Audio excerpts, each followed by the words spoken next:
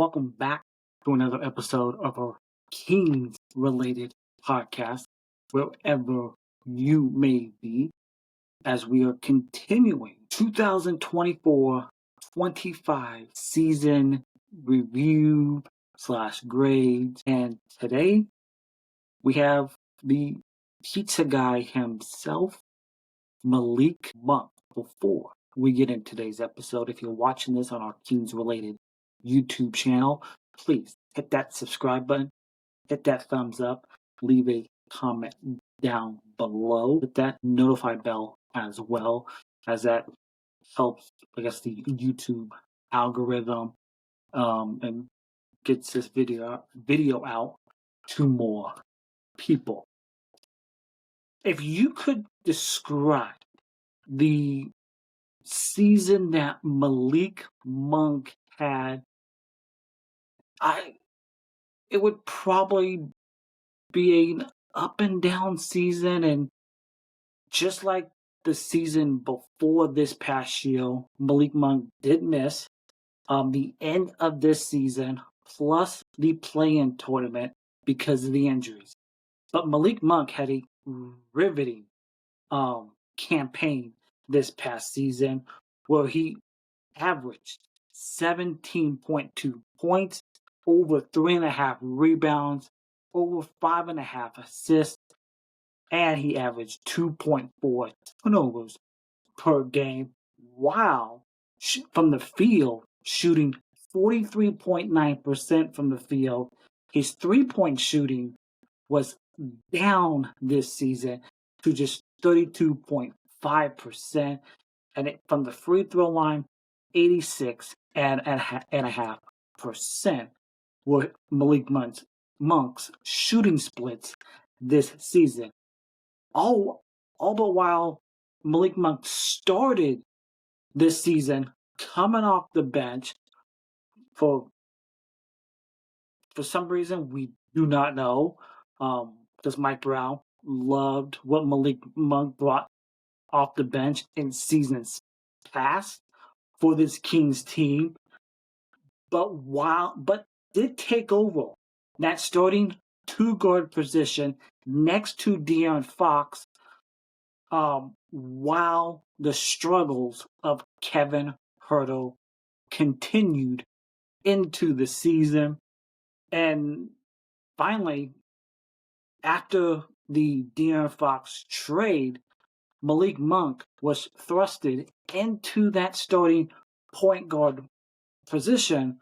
And folks, you didn't have to watch the games to realize it, to know that Malik Monk in that starting role did not go well for the Sacramento Kings. Plus, as I mentioned earlier, you can add in, just like the last two, the season before this past year, Malik Monk missed the second, towards the end of the season, missed the remaining games and the play-in tournament because of injuries.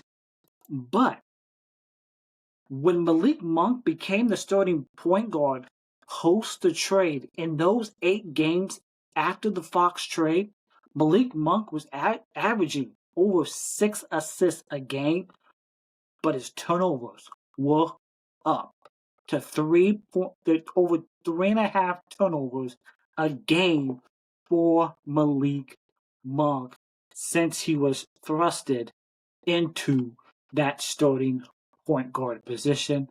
And after the play-in tournament, after the Kings lost in that play-in game against the Dallas Mavericks, Malik Monk did say in his exit interviews to the media that he is all in on the Sacramento Kings and this upcoming season, which will begin this fall. So luckily for us Kings fans, Malik Monk is all in for the Sacramento Kings this season.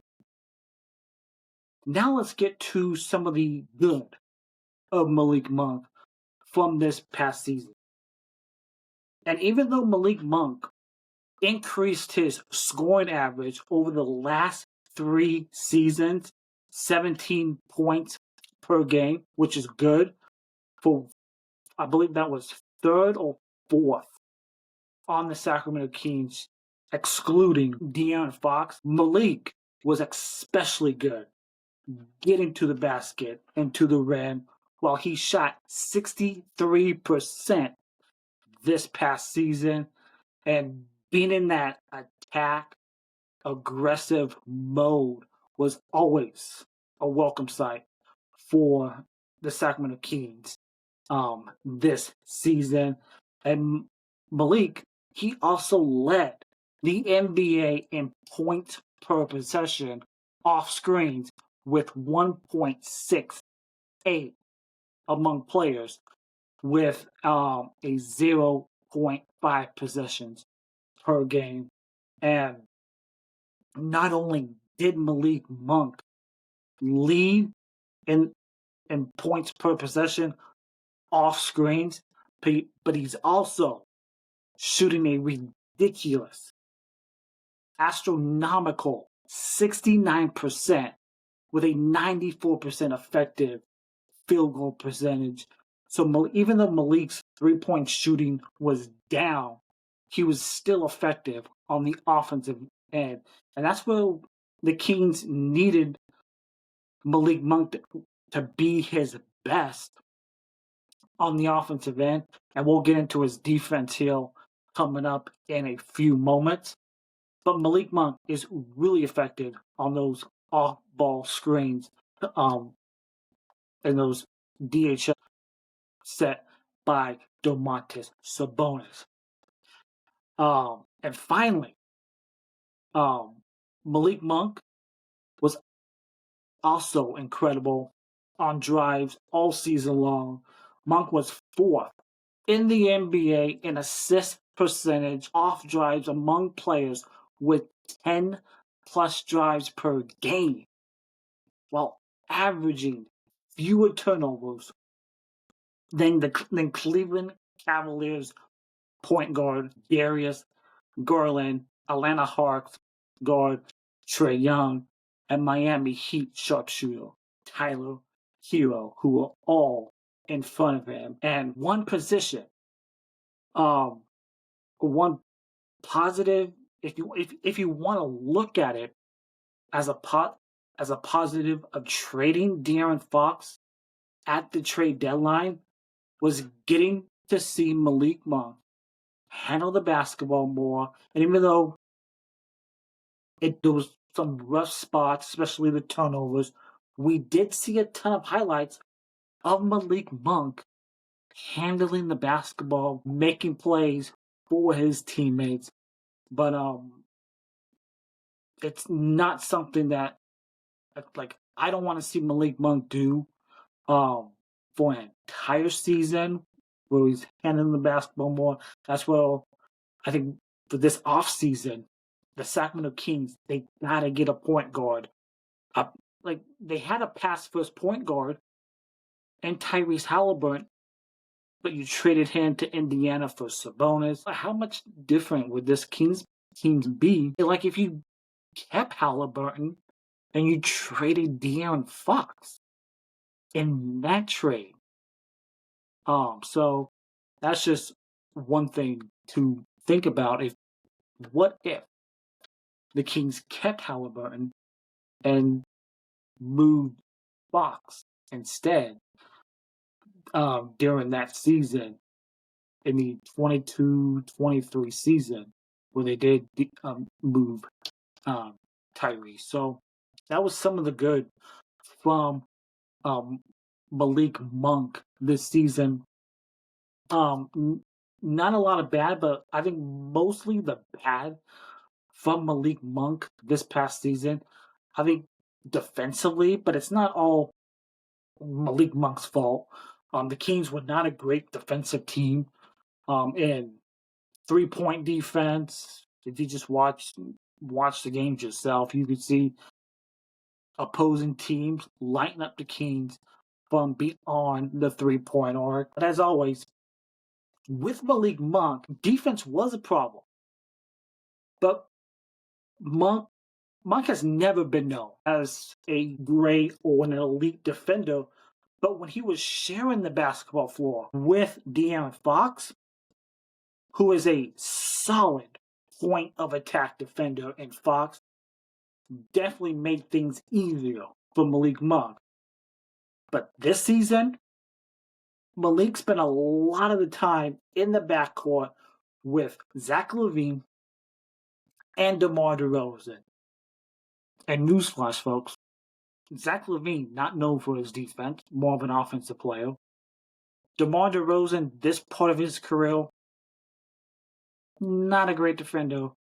Malik Monk, he was never known as a great defender. And when you got all three of those guys sharing the court together, your defense, not great at all. So, all three of those guys, not great defenders that De'Aaron Fox was for this Sacramento Kings team.